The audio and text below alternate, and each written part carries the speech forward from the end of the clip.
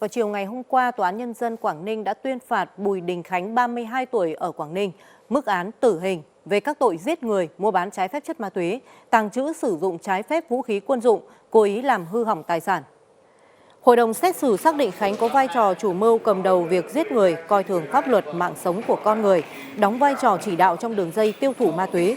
Bị cáo phạm nhiều tội gây hậu quả đặc biệt nghiêm trọng, không còn khả năng cải tạo.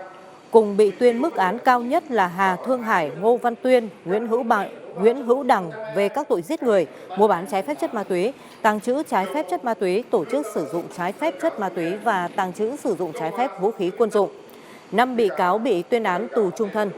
Các bị cáo còn lại bị tuyên án từ 15 tháng đến 24 năm tù. Triệu Nguyễn Hoài Thương là bạn gái của Khánh bị tuyên 15 tháng tù nhưng cho hưởng án treo do đang nuôi con nhỏ về tội che giấu tội phạm. Thời gian thử thách là 30 tháng.